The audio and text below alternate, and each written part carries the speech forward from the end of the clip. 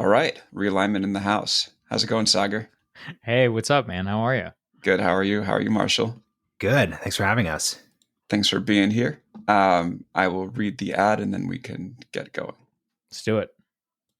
The Big Technology Podcast is sponsored by MediaOcean. Looking for a job in big tech?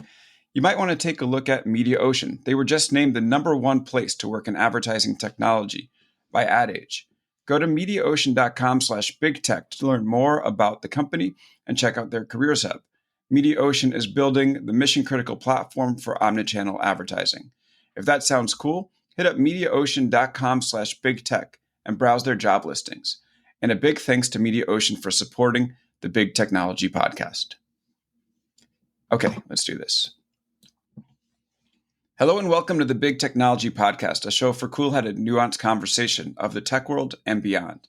Joining us today are the two faces, or voices I should say, of the Realignment podcast, Saagar Enjeti and Marshall Kosloff. They, I think, model what we should be going after in this world. They're actually looking for real political solutions to our crises as opposed to spinning and blaming other people. And I'm thrilled to have them here, especially on this week where we're going through a lot of big changes. Welcome, guys. Hey, Good to see you, Alex. So I love the name of your podcast, The Realignment. We're certainly going through multiple realignments, both in tech and politics and culture, as you point out. And that's about to heat up. And in fact, I wonder if we're going through even more now that, Trump has obviously left office in a pretty dramatic way. So I'm just kind of curious, where do you guys think the state of U.S. politics is today? And what sort of realignment are we going through? Or are there changes to the realignment that you were seeing beforehand now that we've experienced these past 2 or 3 weeks? Yeah, the funny thing here is a lot of our listeners, especially when we started in July 2019, thought a realignment meant populism is rising. It means Bernie Sanders and Donald Trump are going to duke it out for the future of American politics, and that big vision is going to determine everything. But we saw the literal exact opposite happen. You saw Joe Biden win in a very crowded field. You saw him really dominate in a way that people didn't see, and you saw him then win the presidency. People look at that fact and think that it means the realignment thesis was incorrect, but the key to look at, and Saagar will expand on this, is how did Joe Biden win? Joe Biden won by winning more and more suburban voters. Joe Biden won by education. Joe Biden won by the fact that if you have a graduate degree, you are more likely than ever to vote for the Democratic Party. That is a fundamentally different Democratic Party than the Democratic Party of the 1980s when Ronald Reagan actually won college-educated voters, something that no one could imagine today. Yeah, the really important thing to hear to understand about the realignment, also why I love the name of the show, is that it's value neutral. Yeah, in the beginning, in 2019, maybe we started the show, I think it was a reasonable supposition to say populism is rising on the left and right. And now that Joe Biden has won the presidency with 80 million votes, a record number of votes in U.S. history, it's also reasonable to say there was a realignment. So what happened? Which is that the theory of the case that Biden and them put forward, the Democrats, was that we are going to win back white working class voters into the fold. That's why we're going to nominate Joe Biden from Scranton. He's going to win those guys back, and we're going to take the presidency. And that's just simply not what happened. What actually happened, it happened a bit on the margins, but it wasn't the determinative factor.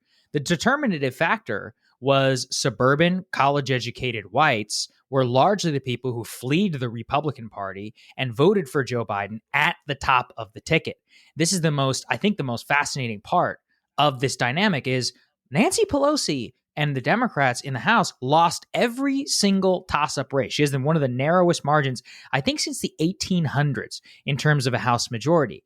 And Republicans kept Maine. They kept North Carolina. I mean, they blew it out in places like South Carolina. I can't even remember all the races which were supposed to flip and just which didn't. And so you have this constituency which was willing to vote for Joseph R. Biden, not willing to vote for Democrats down ticket. The ultimate battle of American politics right now is what are those people going to do in a Biden era? Are they going to be satisfied by, Joe Biden putting forward just a vaccine, coronavirus relief, that type of stuff? Are cultural issues going to maybe push them back into the fold of the Republican Party? That's the real question. And it's one that we've been talking a lot about on the show recently. Yeah, I was just thinking during the Biden inauguration of all those people that voted for Donald Trump, and they voted to break the system, like actually break it. And Biden was the vice president. So they voted to break Joe Biden's system. And I wonder what happens to those folks. I mean, obviously, like there hasn't been much of a discussion about it because the riot in the Capitol seemed to have been like a conversation ender for many people.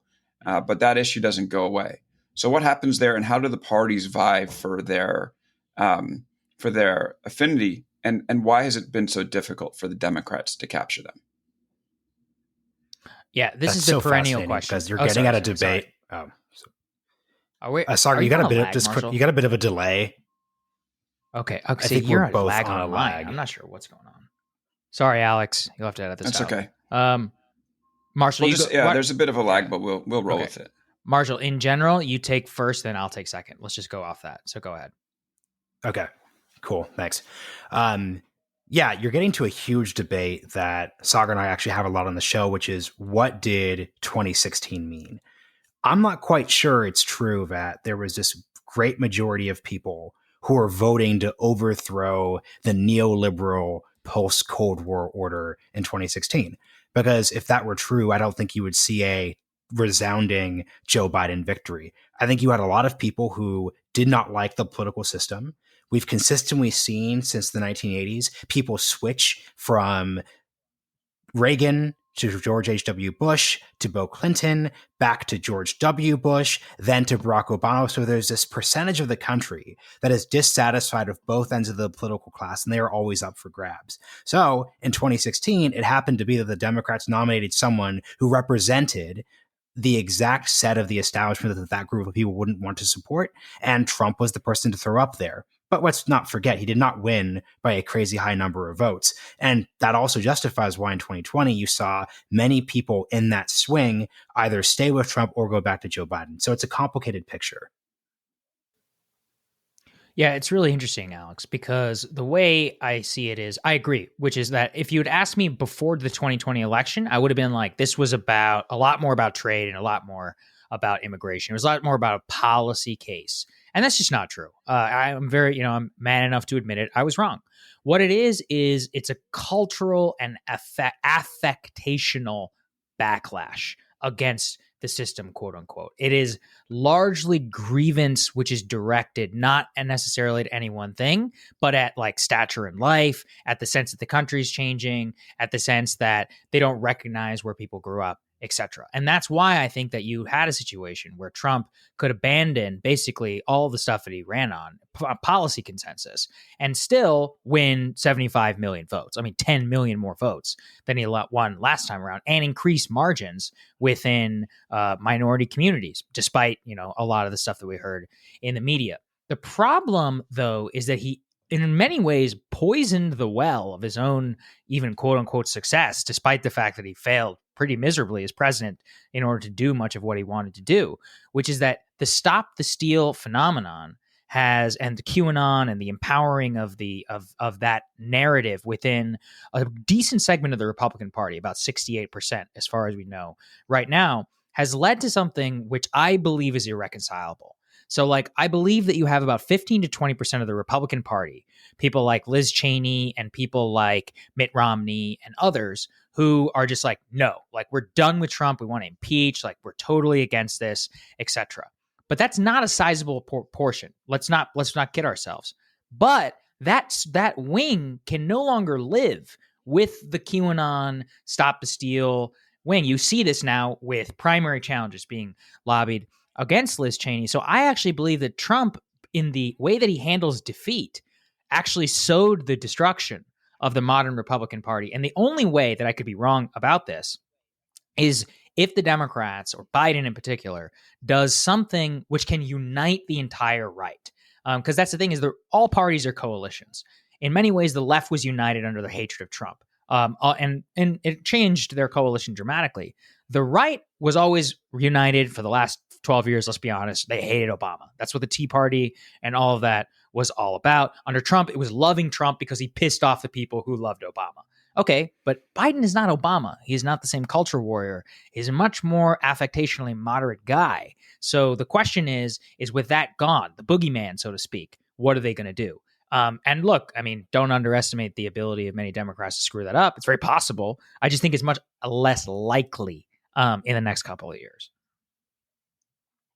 That was my second thought about Biden when he was inaugurated. I wondered, if he was potentially that moderate who could, just go out and speak to economic issues, which to me, I think there's room for a party to come in and, talk to the people who care most about the economy and the money they make and providing for their family, and potentially can solidify a pretty large coalition around a common sense message about that speaks to everyone. So do you think Biden has an opportunity to do that, or am I a little bit, or do you think that's even possible in America today? Or am I a little bit fanciful in thinking that's a possibility? I don't think it's crazy. Something Saagar and I have spoken a lot about is the focus that Joe Biden needs to bring to the presidency. So if his focus is vaccines, checks, a stimulus package, some form of competence, there is a majority in favor of that. Now, that being said, it gets difficult to talk about common sense when it comes to the economy, because as we get closer and closer into the nitty gritty of the big issues, it becomes less true. So, for example, if you were to talk to a lot of people in our audience who are on the Democratic Socialist left, they'd say what's common sense is student loan forgiveness. Well, there's a whole portion of the country who didn't go to college or has already paid their debt already who doesn't think that's common sense. So I think the closer and closer we look at the econ issues, the less we're going to see that there's any form of consensus. But on the big ones, aka desire to eventually reopen the economy safely, that's how you get the vaccine, the desire to actually have competence, which is something that everyone really underrated. An idea we're really obsessed with is the idea of state capacity as mattering. People can see the fact that Wuhan, China is opening up again with the rave. I'm sure you saw that on Twitter. It was a really sort of depressing thing to see. And they want that. Yeah, that's where common sense lies. I don't think there's a broader opportunity there.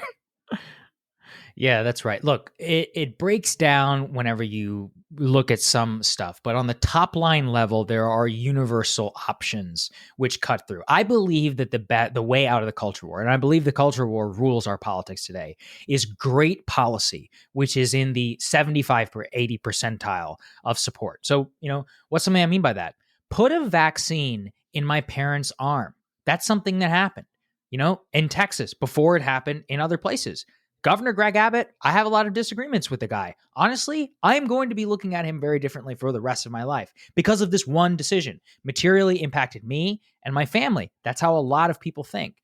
And, a lot has been written about the Latino support for Trump in South Texas, my own home state.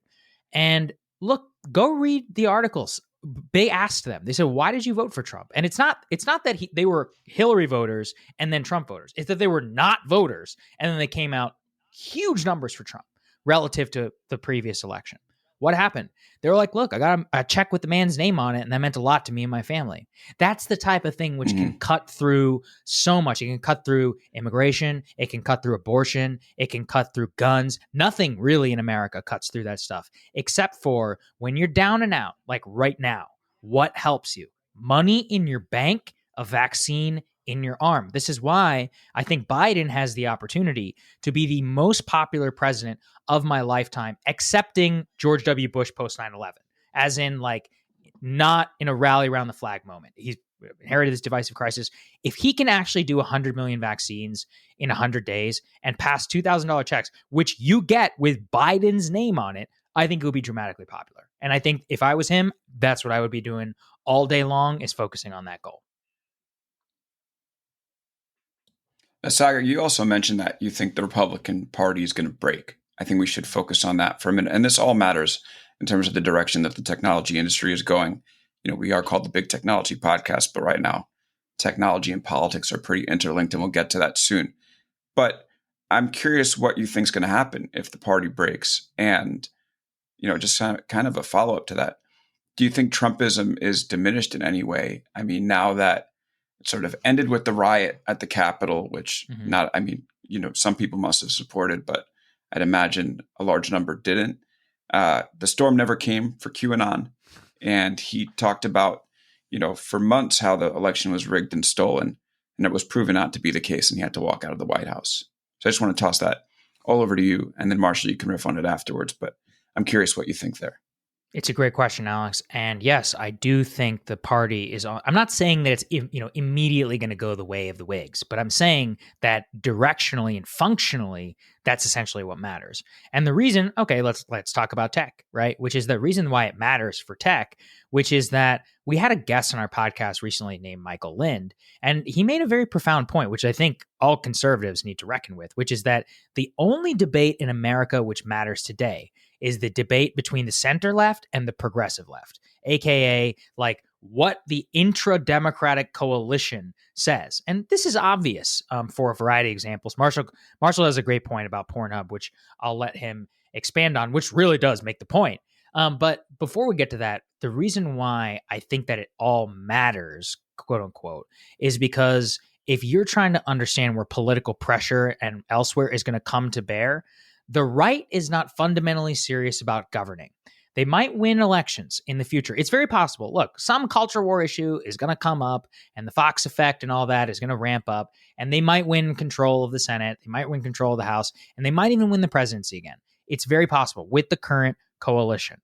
But under that circumstance, there is no animating policy force behind it. And you saw this, in a tech perspective throughout the entirety of Trump's presidency, which was, we're pissed off that Gateway Pundit got banned from Twitter. So let's go after Section 230.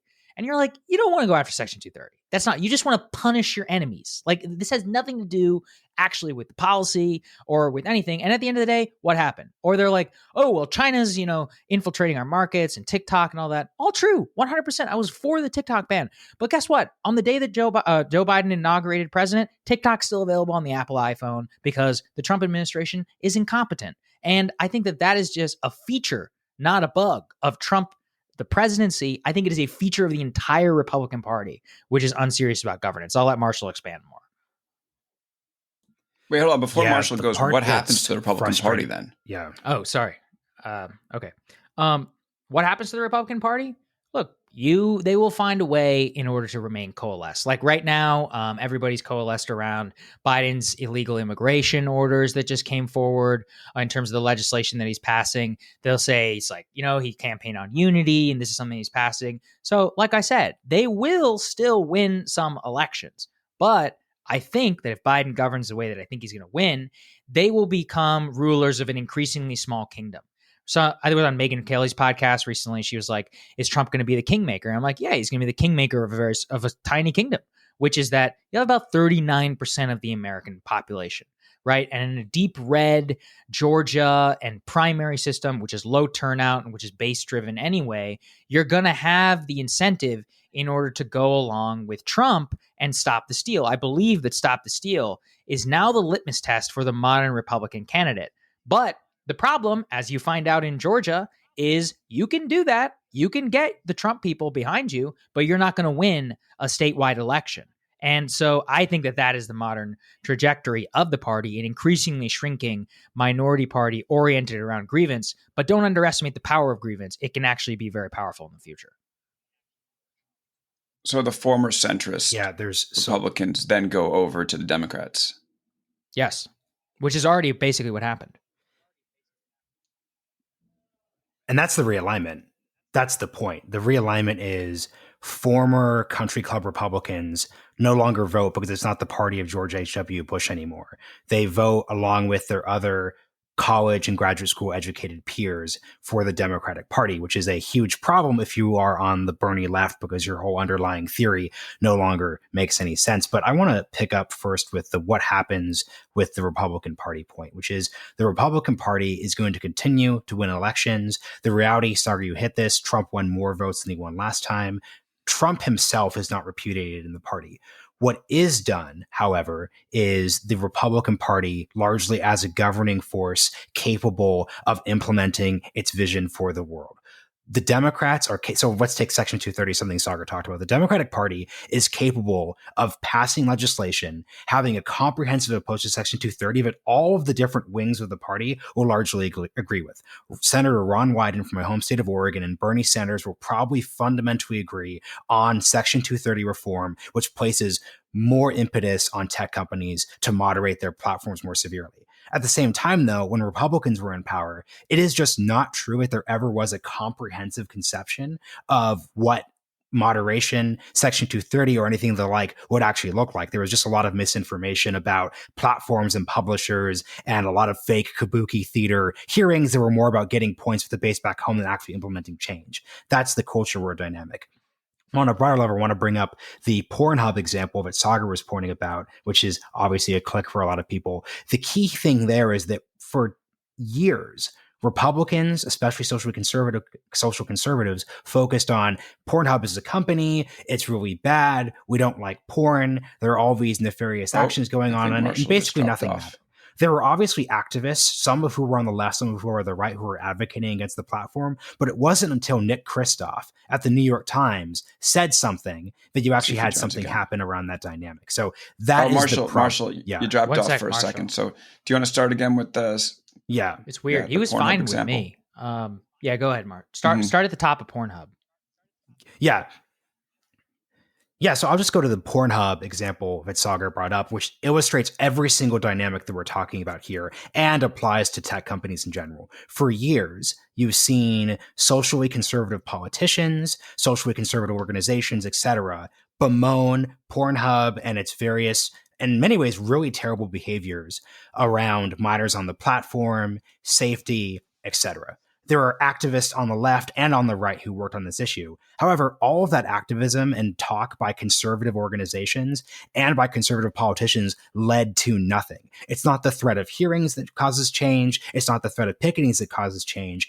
What it actually is, though, is Nick Kristof writing in the New York Times, wait, Pornhub is really bad. That gets MasterCard, Visa, etc. to kick it off the actual payment platform within 5 days. So that is the dynamic that the right is fundamentally going to struggle with. And frankly, it's why if I were at a tech company, I would not fear conservative tech backlash in any way whatsoever. Because frankly, the conservative movement right now doesn't have any ability to wield the actual societal influence required to actually affect change in those functions. It used to be at the start of the Trump presidency that tech companies were concerned about the hearings. They were concerned about Trump tweets. But what clearly emerged is that they discovered that if they ticked off Trump, yes, there'd be a White House social media summit, but a bunch of right-wing grifters who no one cares about would show up and then nothing would actually happen. So that's the underlying dynamic here.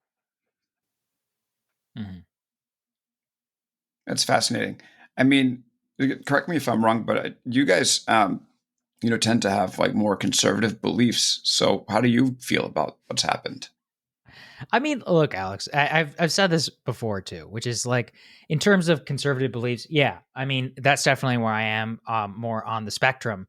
But if you have to be honest about your ability to influence discussion about how much power you actually have in your society, about where it lies, and if you want to effectuate change, work with the people who have the power to effectuate that change.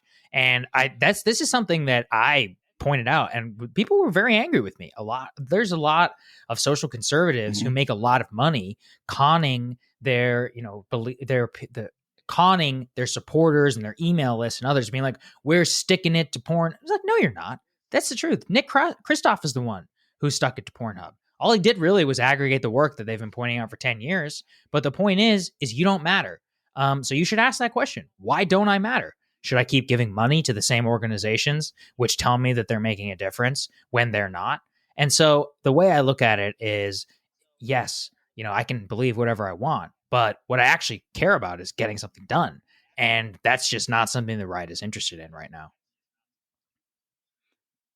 And you're getting to my desire just to reject the label of conservative, because in many ways, something that you'll look, half of what I say on the podcast now is pretty consistently pro Joe Biden, because guess what? Joe Biden is doing the things that I really support. So, for example, the last act of Secretary Pompeo, who've had on the podcast, was saying that what's happening in Western China is genocide. And guess what? Tony Blinken, the Secretary of State designate, said, I support that too. So great. Joe Biden did that. That's really great. The thing that's most boring about media, and we've talked about this when you came on our podcast before about the dynamics around newsletters and podcasts, is you're incentivized to promote these fake narratives because your niche audience is interested in it. And look, the real talk thing is that guess what? On a lot of the issues that I care about, Joe Biden's doing a pretty good job. And guess what? If he does a bad job, if he, no offense to Bob Iger, nominates Bob Iger to be ambassador to China, I'll call him out for it. I mean, not that that would change his mind, but I'll call him out. But if he doesn't do that, and Tony Blinken actually makes a decision that puts Disney in a difficult position, especially considering where Mulan was filmed, I'll say, good job, Joe Biden. If you're actually going to do what the three of us are trying to do, which is provide analysis, we basically have to drop the idea that our fundamental job is to be conservative or be progressive or be liberal in this media environment. Our job is to tell people what the truth is. Our job, because Saagar has a lot of credibility of Rising, is to actually have a conservative audience and tell them the truth. And if they get ticked off about that, they get ticked off. Yeah, and let me just pick up there before you jump in, Alex. At the beginning, we're talking about realignments. Let me give you an example, which is the child tax credit. That's a policy that I deeply support. A lot of people who are on the right, conservative kind of reformers, have been pushing that for over a decade, right? Well, guess who just proposed the biggest child tax credit expansion in our history? Joe Biden, as part of his COVID relief plan. It would be foolish for me to be like, oh, this is terrible because Biden is doing it. No, that's insane. This is policy that I support, and I'm glad to see him do it. And if he didn't do it, then I would, I'd get upset about it for it. So this is, again, to the point of realignments, which is that an easy way for politicians and for political coalitions and others to move is to adopt and change their policy. I'm not going to say that it's going to win over everybody, but it can change on the margins. And the margins are what won Joe Biden the presidency, and they're also what lost Donald Trump the presidency. They're what lost, Kelly Loeffler and David Perdue their Senate seats. We're talking about a few 10,000 votes here. That's when it starts to matter, and that's why I urge, when I say my biggest critique of the right has always been they don't actually care about policy. It's mostly about cultural grievance. I think almost everyone in Silicon Valley would probably understand what I'm talking about there, because at what point has anyone ever proposed a comprehensive moderation standard? It's all just like, my friend got banned from Twitter. And like, if that's as close as you're going to get, then you suck. Like, you fail. And they should laugh at you. They should not care what you think, because you're not going to do anything. If I'm Mark Zuckerberg and them, I'm scared of Amy Klobuchar and of these other people who are running the government. They actually will come after you. Like, I understand why they're doing many of the things that they do. But on the right, that's just not a serious thing that's going to happen. And we just have 4 years of evidence to show you that that's not true. Mm-hmm. What I like about you guys, among many things, is that you speak truth to the issues. You guys don't spin or fall back on talking points. You actually attack stuff from a reality-based position. Why do you think there's so little of that now? Do we blame social media, or what's going on in our politics where these type of discussions are so rare? Or am I missing Two things are to blame. Yeah, two things are to blame here. Number one would just be polarization as a whole, as a phenomenon. The more and more every political question comes down to, do you have a college degree or do you not? You as a politician are more incentivized to deliver to your audience that exists on either end of that spectrum. So that's the number one issue. And so at the same time, social media is under that, in the sense that social media makes it easier and easier and easier for you to identify and target the audience that you have. But at the same time, I really object to, look, we've dunked on the right a bit. I'm going to dunk on the left a bit. I am not happy when people on the left act as if social media just creates things as a whole. Oh, if it wasn't for the Twitter social algorithm, or it wasn't for Facebook, we would be kumbaya and it's all Mark Zuckerberg's fault for destroying. No, the reality is that the Twitter algorithm amplifies dynamics that already exist in our country. the reality around college education, the idea that our country is polarizing more around class and education instead of race, that actually means something. It's not Facebook's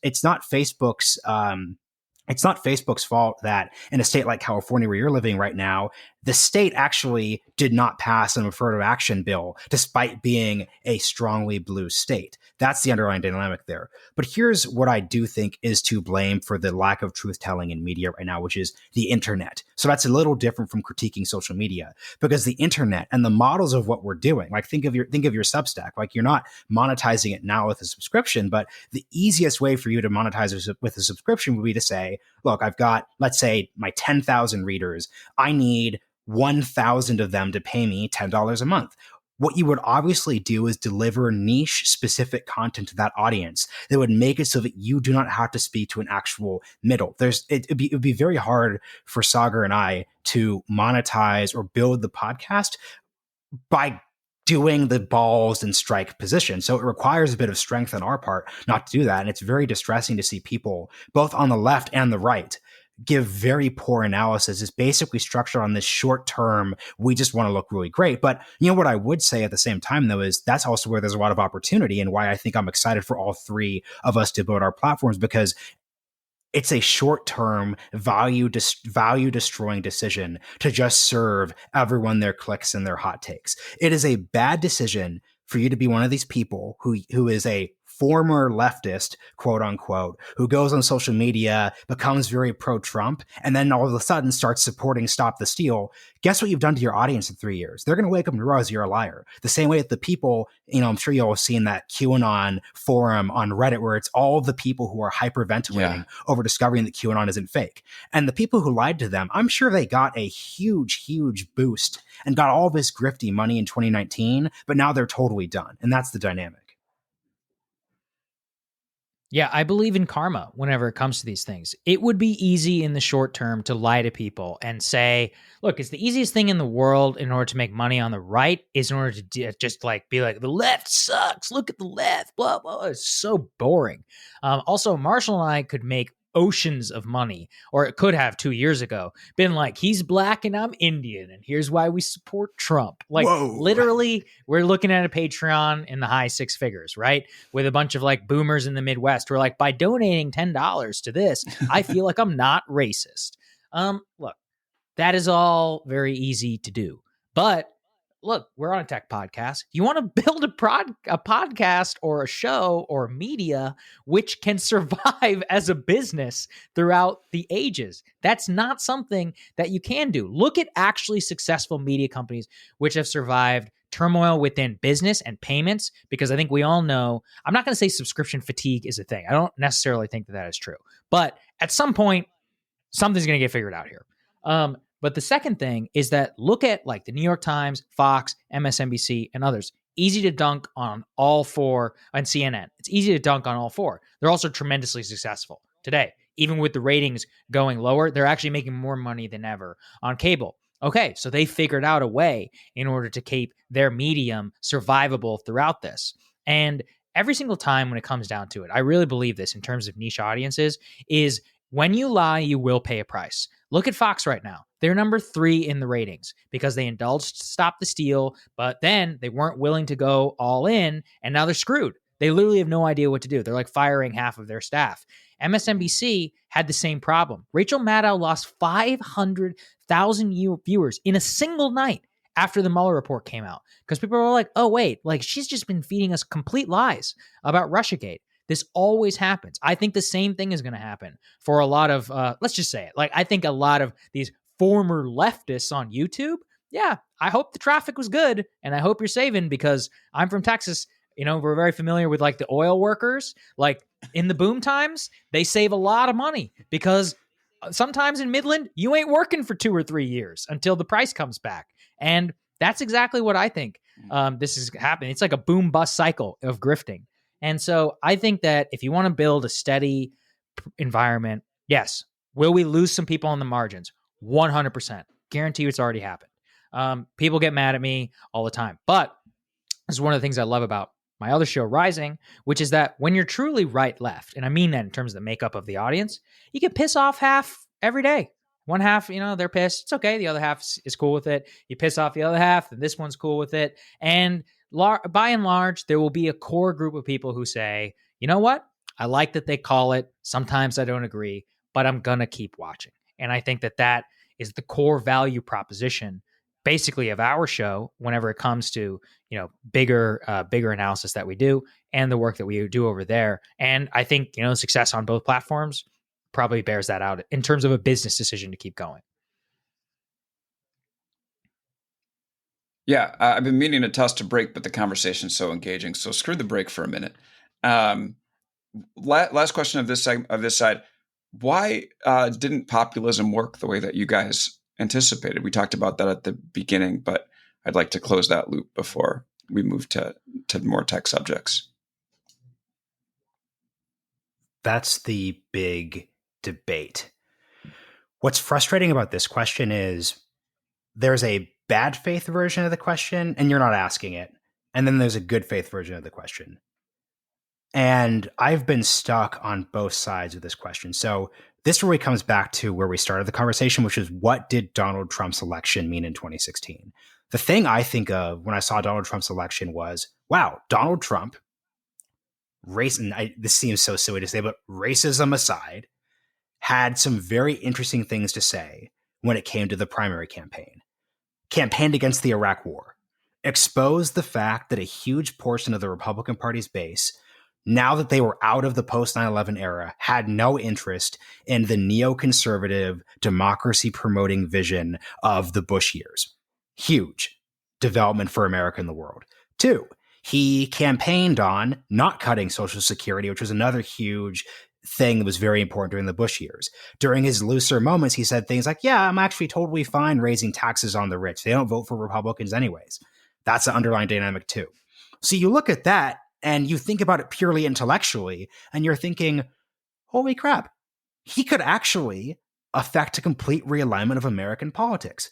Because that version of good Trump, who said things like, let's just do popular things, not the war in Iraq, not cutting entitlement programs that pretty much everyone likes, not, expanding Medicare in the States, so expanding Medicaid in the States.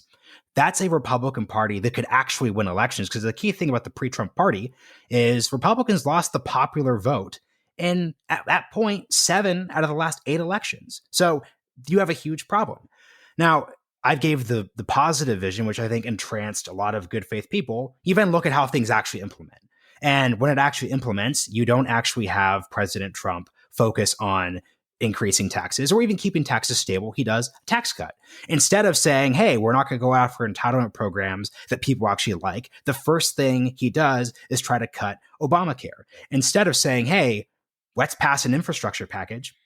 To this day, I do not know why President Trump didn't show up in a city like Baltimore or Detroit with a majority African-American population and just say, in his Trumpy way, I know you didn't vote for me, but we're going to make America great again for everyone. The conservative boomers would have loved it. No one would have known what to say. It would have been a real unifying moment for him, whether or not it actually happened, but he didn't do it.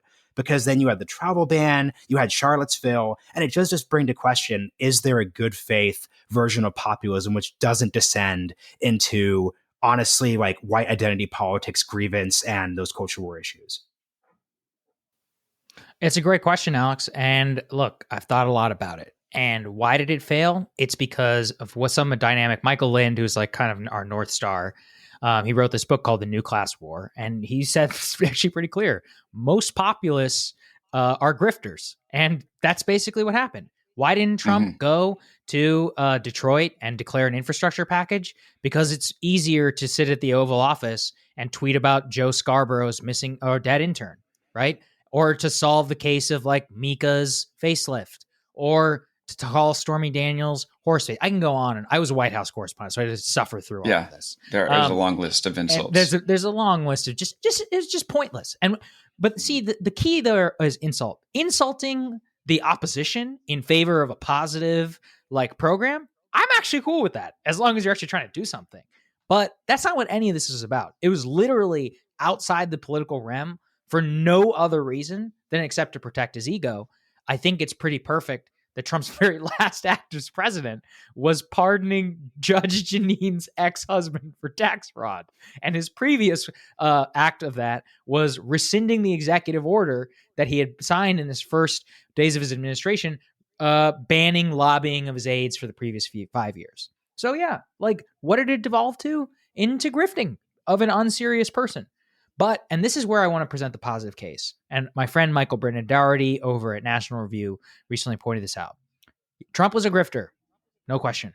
Almost 99% of the people around him were also grifters. But you cannot take away the reasons why 75 million voted for this person, and the structural problems in our society, culture, what the left represents, and more that led to that. I'm not saying that a more competent Trump or whatever is coming. I have no idea whether any of that is true. But I know that that manifests itself in some form in our politics. And that's up to Joe Biden. That's up to whoever is going to be the leader of the Republican Party in order to parse out. And it will lead to changes in our political life in America. No doubt. Okay. I have to quickly Marshall, interject with one thing on that. Yeah, just one quick thing on that. But Saagar, not to argue with my co-host on a different person's podcast, the problem is Trump did all the grifting that we just talked about, and he won more votes. So that's why I'm on the negative side of, can populism right now turn into a good thing? He didn't give the speech in Detroit. He did tweet horseface. He did do all the things we didn't like, and he won more votes. So I am just skeptical that politicians will choose the good version of populism when it turns out that not only will the bad version win you re-election, but also, frankly, it's great for selling podcast tickets, and it's great for driving subscriptions and like Newsmax viewership. Yeah, no, I actually think you're right. I'm deeply cynical. I'm saying if there was any positive version of this, it might manifest itself in that way. More likely, it doesn't. Yeah, it's a shame. I mean, we see it in the tech world too, that the people who are the most vociferously negative or positive on one or other, another side of an issue are the ones whose voices tend to rise to the top and define the debate. And this show is supposed to be a bit of an antidote to that. We're supposed to have nuanced conversations here. And I do feel, some kinship with you guys, because it seems like that's, something that you guys are trying to do as well. Okay. We spent 40 minutes not really talking about tech on a big technology podcast. Let's take a break and go through the home stretch talking about what these realignments mean for technology. We'll be back here right in a minute or two on the Big Technology Podcast. And we're back for the second half of the Big Technology Podcast here with Marshall Kosloff and Saagar Enjeti from the Realignment podcast. You might also have seen Saagar's show, The Rising, with The Hill on YouTube. And if you haven't, you should subscribe to both the podcast and the YouTube channel. They're very good. Okay, so you guys focus a lot on tech, like a surprising amount given your interest in politics. What realignment do you see happening in the technology world? Yeah. And why are you so interested? Honestly, I'm so glad. Yeah, I'm so glad you, A, invited us on the podcast, but B, pointed out the amount of tech we focused on, because it was something that people pushed back on very early. I remember back in November of 2019, this is one of the first times someone tweeted about the podcast. They said, hey, I like the realignment, but they keep talking about tech so much. And I don't get it, because they're in DC and they should be talking more about politics. And this is, once again, our whole idea of we need to focus on long-term value and not short-term clicks. Well, we talked about tech because all tech is politics and all politics is tech right now. If we look at everything from US, China, Cold War II, guess what? Tech and TikTok. You look at debates about free speech, moderation, censorship, tech. Does Trump stay on Twitter? Tech. Is there a divide between people who are receiving the fruits of globalization and those who aren't? Tech. Who gets to work in our white collar, excellent Zoom fueled COVID situation? That, once again, is tech. So it affects everything. But in terms of the actual realignment, here is what it's actually meant. What it means is that and let me take a quick step back. The biggest impact that Trump made on the way Republicans talk about political issues is it revealed that the base of the Republican Party, separate from the culture war issues, doesn't really have that much interest in the rhetoric of tax cuts, the free market. So I always remember you see a lot of Republican politicians saying things like the GOP. This is, for example, Representative Dan Crenshaw from Texas, who's a young millennial politician. He says things like the GOP is the party of Uber. Unlike the Democrats with their taxi unions, we love innovation and the free market. And I don't think any of that's true at the actual base level. So what that's meant is, as you've removed the articulation that that thing is true, you've seen something else substitute, which is tech is now the equivalent of Hollywood within the Republican Party, in the sense that for decades, Republicans and social conservatives, for a variety of good reasons and bad reasons, have said, hey, Hollywood doesn't reflect our values. We don't agree with it. We don't like the people who work in the industry, and we think they are opposed to what we believe in. They also donate to the politicians and the causes we oppose.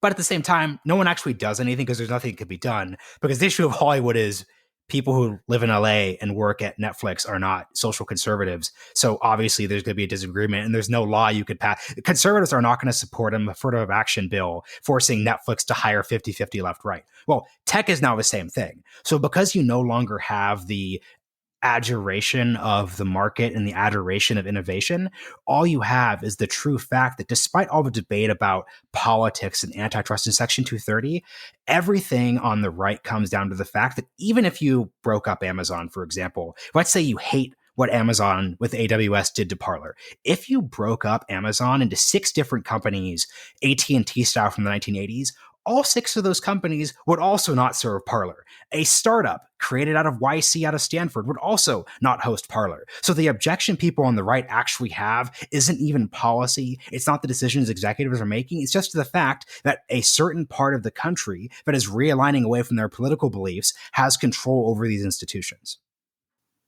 Yeah, exactly. And look, on a more like philosophical level, why do we care about tech?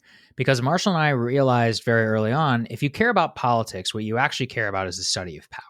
And this is something that I think has actually been lost in a lot of political journalism. But if you care about the power and power distribution in America, and if you especially care about democracy, then democracy is about litigating who in America gets to have power over what. And technology is, look at the part, how much of tech is our GDP? How much of tech controls the way that we interact with each other on a day-to-day basis? How much of it controls the very basics of commerce? Commerce, despite how a lot of libertarians would like to talk, is not separate from politics. How we conduct business is the very definition of how we conceive of ourselves as a society. That's why they have literal rules in the Quran about doing business with each other in certain ways. It's because it's a reflection of your values. And so we cared about tech from very early on because I think we saw how it was colliding increasingly with Washington, but not just Washington, with the very basic questions of power themselves around political movements. All political organizing today is done on social media. All political donations, the vast majority of them that are taking place here are taking place on the internet, facilitated again by online drives and more. So understanding where that was coming was very important. And I think we saw a lot of this from the beginning. It's interesting, way before the pandemic, in the before times, Marshall and I we had dinner with a couple of big people in Silicon Valley, some paper billionaires, which is probably normal for you, Alex. But I was like, oh shit, this guy's worth like 1.2, whatever. And so we're talking to him. And one of the most insightful things that was said there was that before 2017, you could form a unicorn company and you would not have to think about the government. And that's just not the case anymore. I just don't believe that that's the case. And so that means that you have to care about politics and that politics has to care about you. And I think that, again, increasingly, especially in terms of the amount of wealth that's being generated, in terms of the power that's being exerted over our society, this is value neutral. I'm not judging them and saying that it's necessarily a bad thing. It's empirically just the way it is. And then you add on to this geopolitics and the interaction of now our most important, economic sector and its interaction with our geopolitical enemy, rival, I'll choose enemy, others will probably choose rival, which is China, and you add on once again something which is all reminiscent of the debates that we had in this country 100 years ago about financial capital. When finance became truly international, London was the center of the universe, and the interactions of the UK and the British Empire and the American capitalist financial system and its own control over our politics and more. This is not new. It's just different. And so, like, once again, in order to bring it back to one of my favorite quotes, it's from Mark Twain, is that history does not repeat itself, but it rhymes. And we could see that tech was rhyming with a key parts of our political economy and the debates around that from pretty early. I wouldn't say, like we were like the first to discover it, but in Washington, we were definitely looked at as weirdos who care. They're like, why do you guys care so much? But now, it's like we're sitting pretty. Yeah, and it's interesting that, Marshall, you mentioned the Parler example, because I wrote a question down before we got on the line that I really wanted to ask you guys, which is that these companies are more powerful in some ways than the state. I mean, Donald Trump got banned from Facebook and Twitter. We haven't heard from him since. I mean, of course, he could have found ways around, but he was basically gone from public life, even though he was the president of the United States. So what happens when you have a dynamic like that, and what does the state end up doing? I have to push back on a bit of the premise. I strongly disagree with this rhetoric about tech companies having more power than the state. Look, Donald Trump was kicked off of 2 social media platforms when he actually has the presidency of the United States. He could air as many pressers as he wants. As Donald Trump proved, the press will cover him no matter what he does. So I just don't think it's philosophically true that tech companies have more power than the state. The state, if it wanted to, could be capricious in incredibly different ways that would actually overwhelm it. So I just don't think that premise has been proven. But that being said, there is a difficulty in the current situation. And this is where I do not believe tech companies are equipped to handle. So for me, it's not that tech companies have more power than the state. It's just that they've gained more control and power in areas the state has traditionally not been concerned with. So traditionally, aside from from concerns about racial discrimination, the state has not been concerned with the way that you run your private company or your private club. So let's say we have a country club, and separate from racial discrimination, we just say, you know what, I just don't like Alex, or I just don't like Saagar, because every other week Saagar gets too drunk at dinner and embarrasses me at the club, and I just don't want him there. He brings a bad vibe. That's not a question the state has any concern over, because it doesn't have anything to do with racial discrimination. Well, that's basically what happened with Twitter. Trump was intolerable on Twitter. Trump behaved to a point where he repeatedly violated all the rules.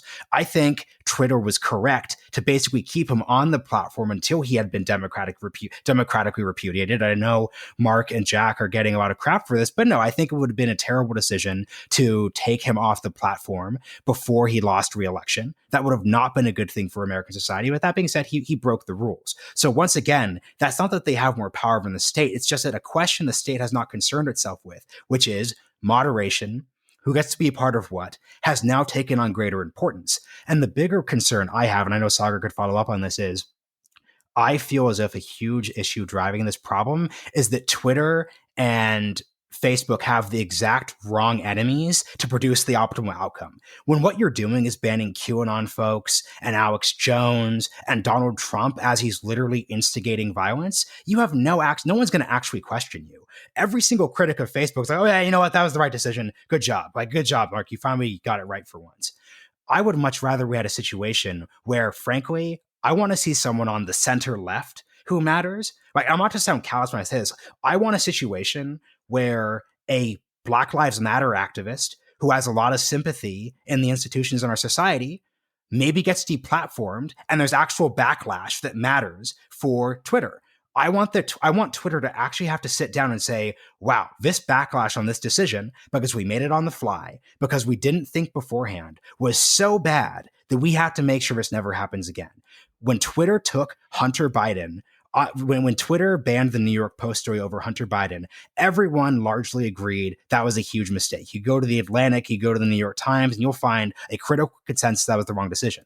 But they didn't actually suffer for it because, once again, the victim was a right-wing newspaper that, frankly, doesn't really matter that much in the corridors of power. If that had been the New York Times, the situation would have been completely different. So that's the problem we're trying to shift through. Yeah, it's fascinating. And again, it goes back to what we said earlier, which is that the only debates in America which matter are debates between the center left and the progressive left, which is that intra-left debates are largely ones that rule power. I mean, even look at tech companies. That's basically what we're talking about, right? Where we have like free speech wing of the free speech party. That's left libertarianism. It's not libertarianism, which is aligned with the Republican Party versus, some more Twitter employees. Same thing with Facebook. Like, Mark Zuckerberg is like a pretty typical like neoliberal, like that's fine, like whatever. But it's like him versus, and it's like generic commitment to liberal values and all of that versus an increasingly vocal, element of his own employees. That's the only debate I think which actually matters in America. And you're right, which is that, and yeah, look, like, let's not mistake this. The state is obviously more powerful. Like they could shut Twitter down tomorrow if they wanted to. They don't necessarily have the political will in order to do so. But that doesn't obscure the fact that Twitter does have power over realms of our society, which we are not previously capable of understanding as needed of government intervention or even of government thought. And so that, again, though, I think this is a good thing. This is politics, which is that the reason the democratic process and system exists is specifically for us to litigate new, challenges to our discourse, to our society, and more, and say, okay, like, how the hell do we handle this? And I actually am increasingly, I mean, if I was, like hard right or something, I would be pretty depressed because it's like Marshall said, you could break AWS off of Amazon and AWS would still be a phenomenally, profitable company. They're still going to make the exact same decision. So we were really talking here is about ideological capture. And when we're talking about ideological capture of a specific sect, a specific sect of our entire economy, and then that part of our economy is more dominant, knows how to scale itself to billions and trillions of dollars, then what you're really saying, the only viable alternative you actually have is nationalizing it. And this is the US, it's not going to happen. So what are you going to do? And I increasingly tell people on the right who are like, I want to do something about this. Like, we need to see, the Twitter change. I'm like, okay, you should start getting to know people like Alex Kantrowitz or, talking to the New York Times, because what they write is the only thing that matters. I'm like, what you think literally doesn't matter. You could go and get a Republican senator to say it. And if it's the right Republican senator, Facebook would actually be better off in the eyes of the people who matter, ignoring that senator than actually indulging them. And this, again, is a power dynamic, which nobody really wants to admit because there's an entire grifting ecosystem of political dollars raised upon grievance, but which, if you're actually interested in effectuating change within the industry, this is where it would come from. Yeah, and I said that they have powers over the state in some ways, not fully. Yeah. But I do appreciate that, yeah, the state could kick Twitter's ass in a second if it wanted to. Do you guys have like another 5 or 10 minutes, or do you have to jump? I know we're at the hour. No, it's all good. So where does this go? Because eventually people want to strike back. And by people, I mean the government.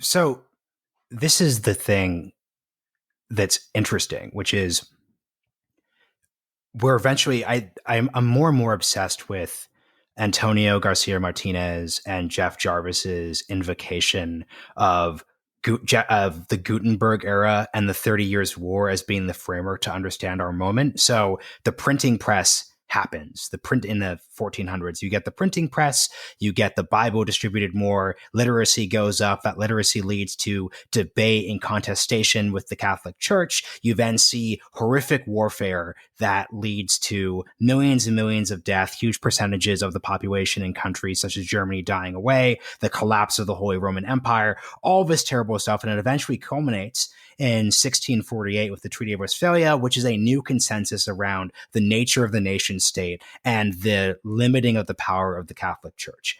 I think we are in this 30 years war moment when it comes to social media. Social media is the equivalent of the printing press. The thing is with that point, and this is as libertarian as I will get on this question, is there's no putting social media away. There's no, we're going to pass this bill that reforms Section 230 to the point which Facebook goes away or Twitter goes away. We are stuck with it. There's no putting the toothpaste back in the toothpaste in the container, the horse is out of the barn. That's the dynamic. Now, the good news is that it's not as if we're actually, all of the warfare has become purely social mostly. So obviously there's a death at the Antifa protests in Portland in July. There are 5 deaths at the Capitol, and that's tragic and that's terrible. But when we look about conflict, it's never going to look at that 30 years war scale. But the whole point of the metaphor and why it's the right construct is we are just going to have to get through this current struggle, especially in the 2020s, to the point where we eventually have to have a new consensus be formed. Now, the problem, and where I'm least optimistic, is that right now we don't actually have a political class which is actually trained to create consensus. So we don't have Democratic politicians who could say, hey, look, we're on the left, we don't like the right for various reasons, but it is definitely true that Jack Dorsey and Twitter do not have any form of fair adjudication of claims by people on the right. We all know that's true. It doesn't exist. It's slapdash. That's not a partisan point. We should pressure Jack Dorsey to actually do something about that, even if those people are not our voters. At the same time, you have Republican politicians who are incentivized to basically lie to their voters by saying things like, well, Section 230 means that there's publishers and platforms. Or they lie and say things like, if you elect me, I'll finally spank Jack Dorsey enough to leave. So what we need is a development of a new political class that reconceives of what its role in society is, which is rather than fighting for our little tribe or militia, we need to govern for the whole country. Yeah, I think that's exactly right, Marshall. And, to even borrow from that, that's why I think I said previously, I think this is a generational question. I don't think the current political class has what it takes in order to tackle that. And it did take 30 years of 30 years war and more in order to litigate these questions of power, democracy, and more. In the near term, here's what I think is going to happen. I think that the Democrats and Biden and others are wholly convinced that like Zuckerberg and Twitter did not do enough in order to combat Trump, and that with unified democratic government, something will happen. I think that something will actually be very bad for people who are, I wouldn't say dissidents, but people who are outside the mainstream on Facebook and Twitter. As you've discussed on your own podcast, Alex, the removal of Section 230 would actually impact. Actually, it was so fascinating. One of your most recent guests, I forget who it was like, oh yeah, if I was Nancy Pelosi, I'd be like, yeah, AOC, I'm going to use their anti-monopoly rhetoric in order to crush AOC's ability in order to fundraise on Facebook, which is genius, actually, if you're Nancy Pelosi. And if you're a mainstream Democratic politician, totally true, which is that here's the truth. Censorship, and particularly empowering Facebook and Twitter in order to take objectionable content off of its platform, would be a devastating to the right, and it would also be particularly devastating to the progressive left. So whenever we think about that, what we're going to see is a series of yo-yo-like decisions, just like we saw with the printing press, or in the early days of internet, whenever people would like ban YouTube. Remember when like Turkey banned YouTube because it had one video that was mean to Ataturk? Oh, it's like stuff like that. I was there. I was in Turkey when YouTube was banned. Yeah, I spent a semester there. We used workarounds to watch YouTube. Yes, so even still, and in China they use VPNs. Like you can only put the internet so far back in the toothpaste tube.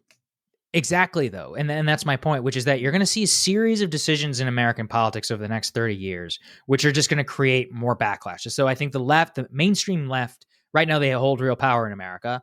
They're going to do what they think needs to be done because they're like, oh, we need to punish Mark Zuckerberg by censoring him even more. So they're going to do that. And then that's going to create a right-wing backlash. And maybe we'll see, the Signal Foundation is actually, I think, a preview of something in the future, for my opinion, which is a nonprofit-based entity, which is basically inured from market backlashes and market boycotts, which will become the home of dissidents. And then eventually those dissidents will once again gain power, because at least we do live in a democracy, and some of that will get rolled back. So if you're in tech, like, buckle up. It's going to be fun. I really think it is going to be a wild ride in terms of public policy over the next like 20 years. Oh, I agree completely. And I do think, I think we're, speaking of realignment, I think we're aligned on the fact that the intersection of tech and politics is going to be freaking fascinating over the next few years. And we're at the beginning of the story, nowhere near the end. So, absolutely. I will keep following along with you guys. I'm a fan of the show. I'm a fan of the podcast. Do you want to let everybody know where they can find those? Yeah, And find you guys absolutely. online? We're at the Realignment Pod on Twitter, the Realignment on, and wherever you get your podcasts.